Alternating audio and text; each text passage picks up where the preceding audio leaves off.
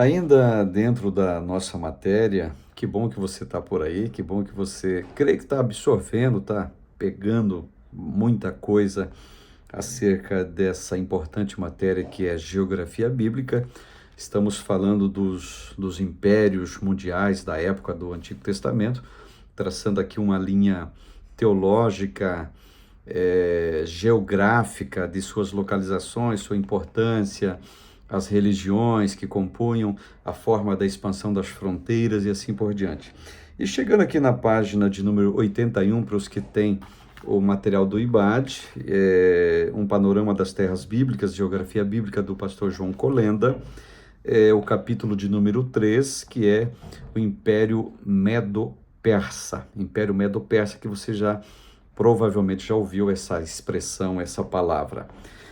O Império Medo-Persa exerceu muitas influências positivas na vida dos judeus dos séculos 6 ao 4, do século 6 ao 4. Observe isso. Como podemos observar a partir da leitura, principalmente dos livros de Esther, Esdras e Neemias. Então, esse império, por causa desses livros, do que é informado neles, vai ter uma certa influência sobre a vida dos judeus, o nacionalismo deles, e isso está muito claro no livro de Esther, Esdras e Neemias. E por se tratar de um período importante para compreender o contexto bíblico, vamos abordar alguns aspectos históricos, localização e outras características relevantes acerca desse período do Império Medo-Persa. Localização. Bom, o Império Medo-Persa, atual Irã, veja bem, o Irã é o local onde estava a Pérsia e o Império Medo-Persa. Lembrando que o Irã é aquele mesmo país que há alguns dias atrás aí o seu presidente morreu na queda de um helicóptero. Também o Irã é aquele mesmo país onde foi lançado centenas de mísseis há coisas de meses atrás aí, e todos foram interceptados pelo sistema Iron Dome de Israel, e esses mísseis lançados lá em Israel. O Irã também, que segundo informações até de âmbito mundial e até de domínio público, é o país que financia organizações terroristas mundo afora. E aqui vou citar duas organizações, o Hezbollah, norte de Israel no Líbano, e o Hamas, que está ali na faixa de Gaza. Os seus, digamos assim, Hezbollah e Hamas são os proxies do Irã. Ou seja, o Irã quer atacar, ele não dá as caras, ele usa indiretamente essas organizações terroristas, tá certo? Então, como eu falei, o antigo Império Medo-Persa, atual Irã, ele faz fronteira ao oeste com o Iraque e a Turquia, a leste com o Afeganistão, ao norte com o leste europeu e o Mar Cáspio, e ao sul com o Golfo Pérsico. E no tempo de Xerxes, esposo de Esther, o território estendia-se ao tamanho da Índia à Grécia, do Danúbio ao Mar Negro e do Monte Cáucaso ao Mar Cáspio ao norte, atingindo ainda o deserto da Arábia e a Núbia. Então, só para imaginar e pensar com essas informações aqui, os senhores têm uma ideia da dimensão colossal, descomunal que era esse grande império chamado Medo-Persa, que é a Pérsia e que é o atual Irã. Claro que, como eu falei, que os impérios do Antigo Testamento, principalmente as fronteiras, eram muito flexíveis, muito voláteis, muito volúveis, eles não têm mais a mesma dimensão hoje. O império deles não se estende mais, evidentemente, olhando da forma com que era que eu acabei de informar para vocês. Hoje é bem menor, claro. Uma abordagem histórico-geográfica, observe. Algumas tribos indo-europeias, aproximadamente no século XV a.C., deixaram a Ásia Central e se estabeleceram no sudoeste da Mesopotâmia, atual Planalto do Irã. Parte dela se fixou ao sul do Mar Cáspio e foi posteriormente denominada Medos. Medos, observe. A outra parte se estabeleceu a leste do Golfo pérsico e ficou conhecido como persas. Não à toa, Império Medo-Persa. Medo-Persa. Antes de tornar-se uma superpotência, a Pérsia era vassala da Média. Observe. Entretanto, esses dois reinos tinham uma convivência pacífica. A Média, tá certo? E a Pérsia.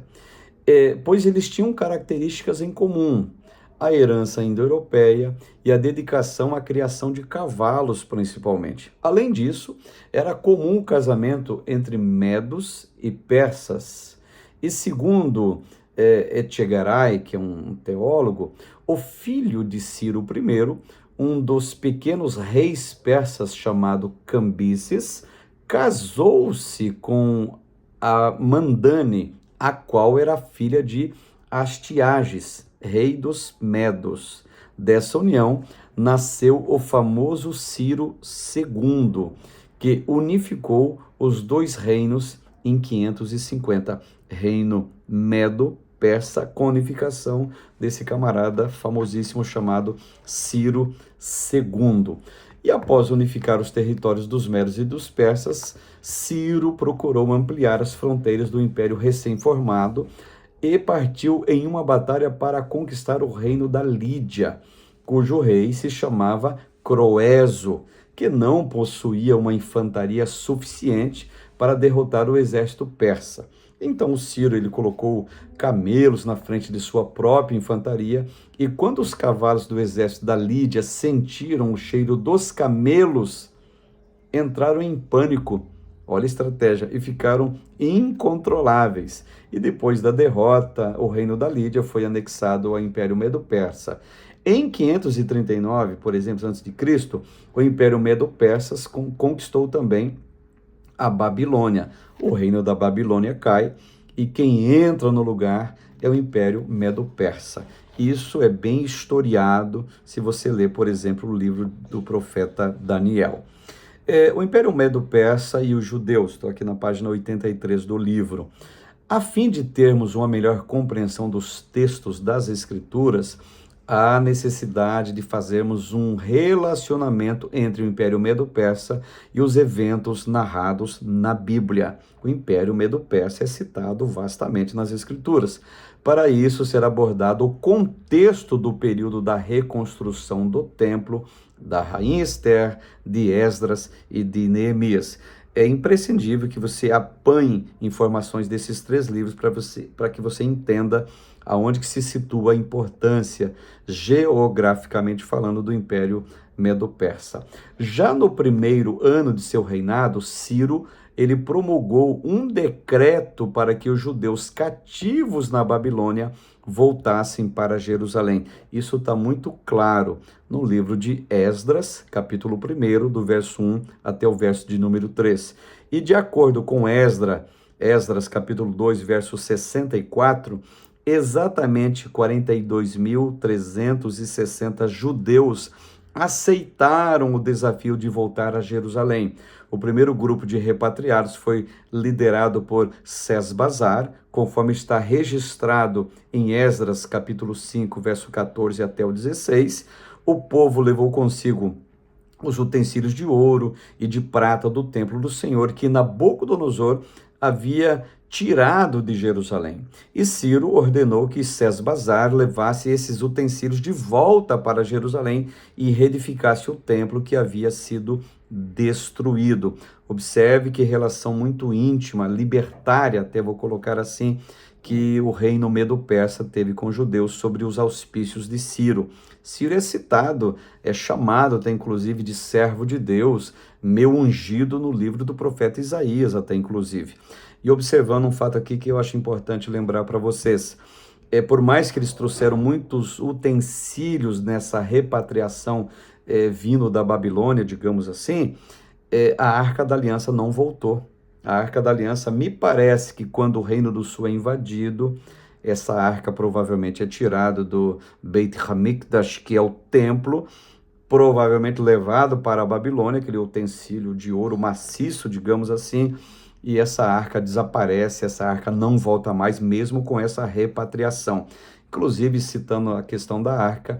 A última menção desse grande utensílio do templo está exatamente em Jeremias, capítulo de número 3. Existe hoje muitas místicas, muitas ideias para onde a arca está, quem a levou, o que fizeram com ela, mas isso, biblicamente falando, nós não temos conclusão nenhuma.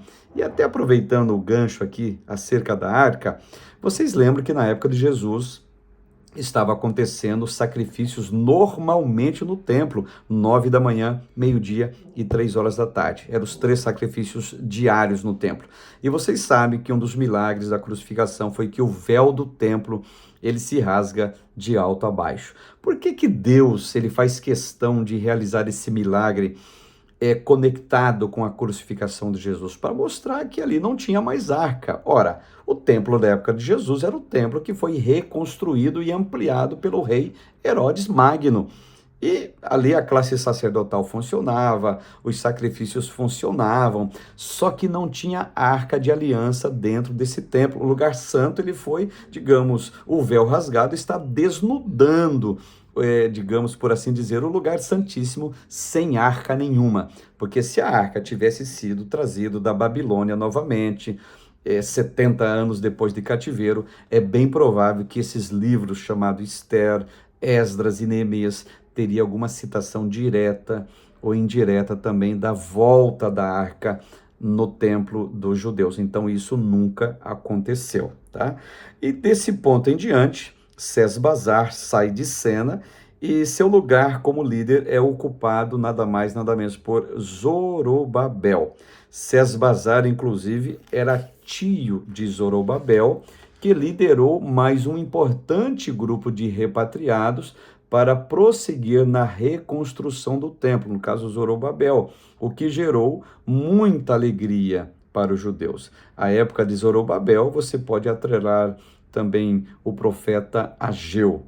Todavia, essa alegria durou pouco, pois os descendentes dos povos ressentados em Samaria contrataram conselheiros para trabalhar contra os judeus. Olha só, e frustraram seus planos.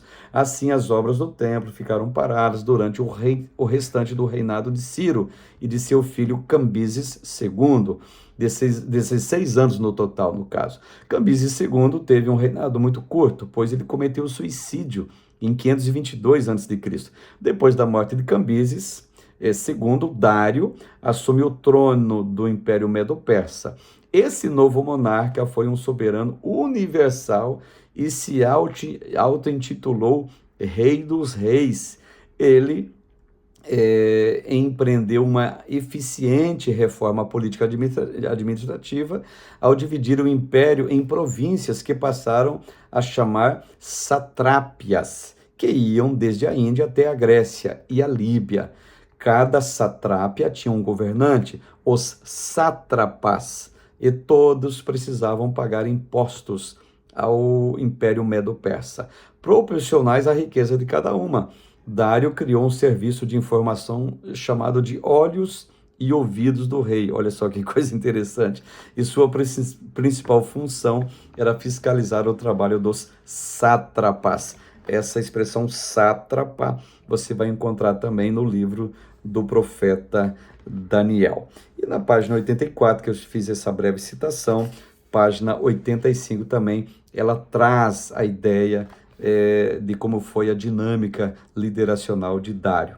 A religião do Império Medo-Persa.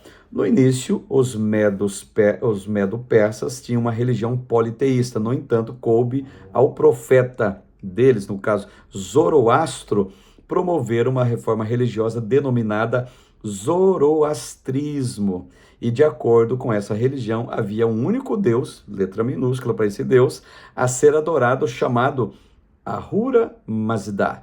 Ahura Mazda, Deus do bem.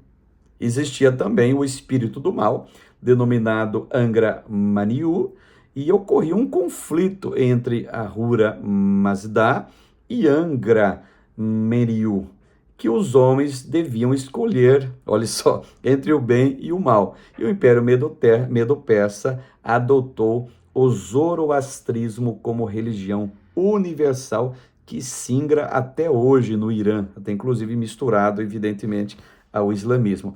Também dizem a respeito dessa religião: a magia e os sacrifícios de sangue eram negados, o chefe religioso só era menos importante que o rei, a vestra era o nome da escritura sagrada, aperfeiçoamento do homem mediante esforços espirituais e assim sucessivamente a velha balela de outras religiões que não a religião do Deus único, que é o Deus de Abraão, de Isaac e de Jacó. Queridos, nos encontramos na próxima videoaula.